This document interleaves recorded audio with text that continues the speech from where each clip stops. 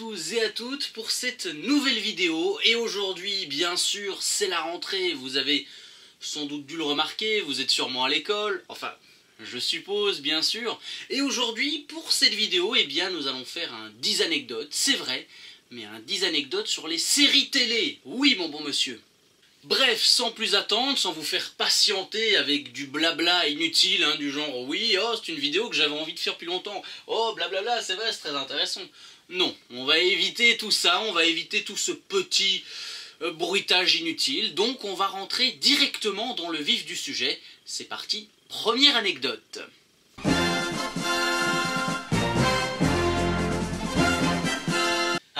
South Park, la série de notre enfance, la série qu'on a tous adoré regarder illégalement le soir quand on avait 10 ans, alors que, eh bien, c'était déconseillé aux moins de 10 ans et que c'était vulgaire comme pas possible. Mais que de souvenirs. Justement, les créateurs de la série Trey Parker et Matt Stone ont justement décidé de glisser dans leur œuvre quelques petites anecdotes croustillantes de leur vie. Justement, la maman du diabolique, mais du tout aussi génial Cartman, est en réalité une référence à une ex-petite amie de Trey Parker qui, pour se venger de sa rupture, a donc décidé de lui créer un homonyme complètement sainte-nitouche et dévergondé. Bah oui, hein, y a des vengeances comme des autres.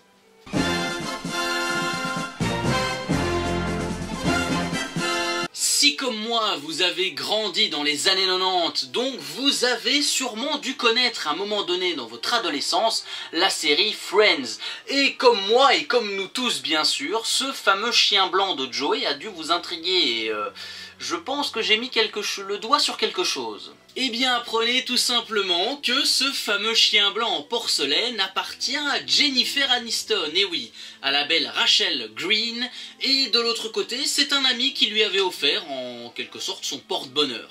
Rassure-toi Jennifer Aniston, je ne t'oublierai jamais, et surtout je t'attendrai toujours, mais toujours, toujours.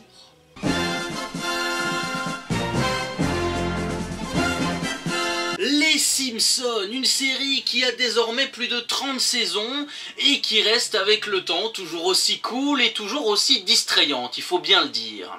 Le créateur de ce dessin animé, donc Matt Groening, qui est tout aussi génial pour son œuvre, il faut bien le dire, s'est inspiré de quelques membres, enfin des membres de sa famille, pour créer les personnages de la fameuse famille moyenne américaine. Oui, nous avons donc Homer et Marge qui sont donc les véritables prénoms de ses parents, Lisa et Maggie sont une inspiration de ses sœurs, quant à Bart, eh bien lui son nom provient du mot dérivé brat en anglais qui veut dire mauvais garçon, donc comme quoi rien n'est laissé au hasard dans les Simpsons.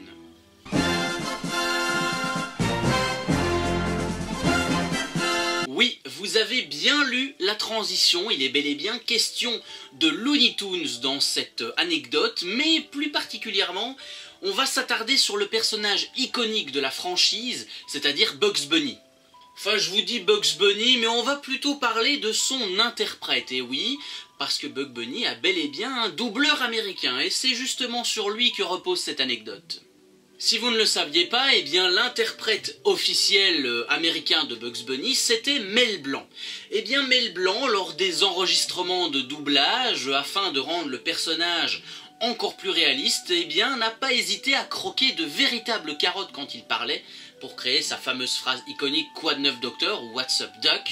Bon, ça rendait le doublage vraiment intéressant et ça permettait aussi que Bugs eh bien, soit un petit peu plus réaliste. Honnêtement, j'adore cette anecdote. Franchement, de celles que j'ai écrites, c'est une des meilleures.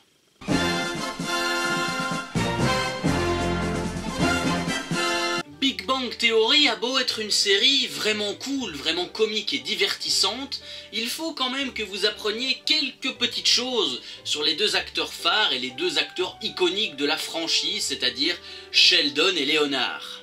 Les prénoms Sheldon et Leonard viennent en fait du nom du producteur de télévision show, enfin de TV show, Leonard Sheldon ou Sheldon Leonard, je ne sais plus dans quel sens on le dit, et les réalisateurs de Big Bang Theory sont des grands fans de ce monsieur.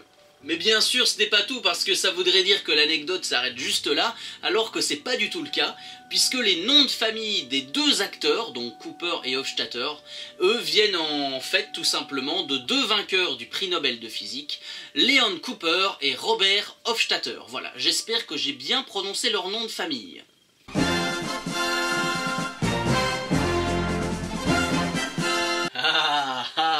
Ça fait peur cette transition, ah oui, les Teletubbies, le dessin animé qu'on a tous regardé évidemment étant enfant, mais il faut bien reconnaître qu'en grandissant un petit peu, en prenant de l'âge, on se rend compte que ce dessin animé était complètement chelou, complètement what the fuck, et surtout il met un peu mal à l'aise je trouve. Ce qu'il y a d'intéressant sur ce dessin animé, c'est qu'il était tourné dans un véritable décor extérieur, une maison en dôme dans le petit village de, attention, j'espère que je vais bien le dire, Warwickshire. Voilà, c'est un petit village en Angleterre. Pour les anglophones dans les commentaires, eh bien, vous me critiquerez à la fin de la vidéo. Ce qu'il y a de génial avec cette anecdote, et honnêtement, enfin moi je la trouve géniale, c'est que la propriétaire du lieu en avait tellement marre de l'intrusion des fans nostalgiques qui arrivaient parce que, voilà, c'était iconique pour les gens des années 90, et ben elle a décidé de raser la maison, de raser le décor, et d'en faire un lac. Voilà, que demande le peuple? Ah ben, vous me faites chier avec mon décor, je vais en faire un lac, et c'est ce qu'elle a fait. Grand respect à cette dame, voilà, applaudissons-la.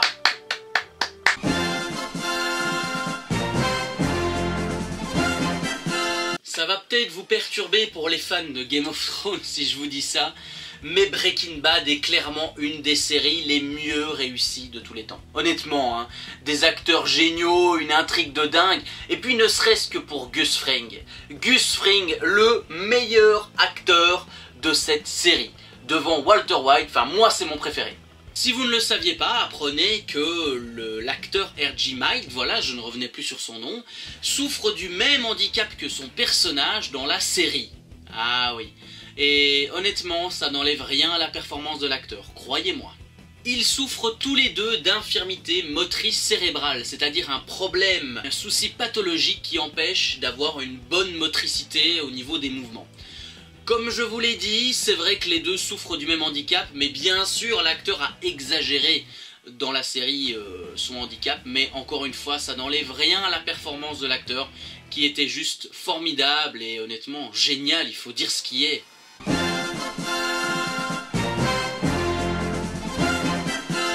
Oui, vous me voyez m'avancer difficilement parce que j'ai pas non plus envie de briser toute votre enfance, les gars. Je suis désolé.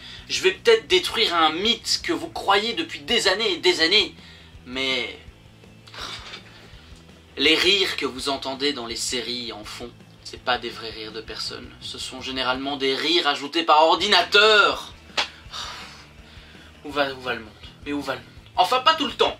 Ah ah, non, pas tout le temps, ce n'est pas toujours le cas et on va voir pourquoi. Dans la plupart des sitcoms américaines, je parle, hein, ça arrive aussi des sitcoms françaises, les rires proviennent en fait de rires de vraies personnes qui assistent au tournage, comme on peut le dire, une sorte de pièce de théâtre, et on capture via la caméra les rires au bon moment, quand il y a la bonne blague, la bonne phrase, donc ça c'est vrai.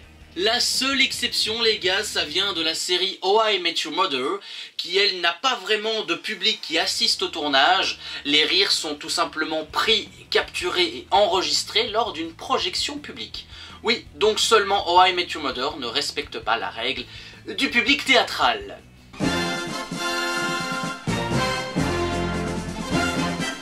Ça va, je sais ce que vous allez me dire en voyant la transition. La minute en vrac, tu as déjà parlé de Friends, est-ce que tu trouves que c'est le moment de faire les deux anecdotes? Alors oui, c'est vrai, il y a deux anecdotes sur Friends, mais celle-là je l'ai trouvée pas mal, et je trouvais ça intéressant de vous la mettre dans cette vidéo. On le sait tous que Phoebe dans la série a une sœur jumelle qui s'appelle Ursula. Mais est-ce que en voyant une fois la série le dimanche dans votre lit, vous vous êtes déjà demandé pourquoi est-ce que Phoebe a une sœur jumelle? Parce que oui, il y a une raison, et elle n'est pas anodine du tout. En réalité, à l'époque de Friends, Phoebe jouait dans une autre série du nom de Mad About You, je sais mon anglais est dégueulasse, et le personnage d'Ursula a justement été créé pour éviter que les spectateurs ne soient trop perturbés de voir oh Lisa Kudrow d'un côté et Lisa Kudrow de l'autre, donc il y avait pour eux le même personnage. Donc on a créé Ursula dans Friends, qui rappelle également le personnage de Mad About You, puisque Phoebe joue une serveuse du nom de Ursula. Encore une fois, rien n'est laissé au hasard.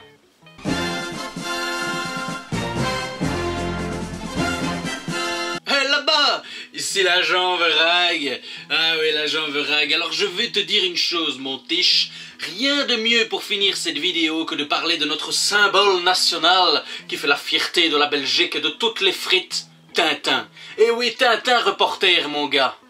Je pense qu'avec cette transition, vous aurez compris que je suis belge, hein. Oui, je suis désolé si mon accent était un petit peu dégueulasse, mais oui, alors la transition parle de Tintin, bien sûr, ça parle de l'univers de Tintin, mais on va justement s'attarder sur le colérique et sur le flibustier marin d'eau douce du capitaine Haddock et de sa fameuse phrase fétiche « 1000 milliards de 1000 sabords ». La première question que vous allez me dire, mais dis donc, Jamy, c'est quoi un sabord? Eh bien justement, Fred, un sabord c'est en fait une petite fenêtre à la fois carrée ou rectangulaire sur le flanc des bateaux qui sert à servir d'ouverture pour les canons. Ah bah oui, hein, c'est mieux quand on l'explique et honnêtement, cette anecdote était pas mal. Je veux dire, la prochaine fois, si vous faites la lecture à votre enfant, de, je ne sais pas, entre 5 et 8 ans, sur une BD de Tintin, si vous initiez votre petit ami à Tintin, qui est un symbole belge, eh bien, vous pourrez faire les malins en disant que, bah voilà, pourquoi le capitaine Krabs dit cette fameuse phrase fétiche. Vous pourrez faire vraiment les intellos. Et grâce à qui? Ah, bah oui, hein, merci les gars, ça me fait plaisir, merci.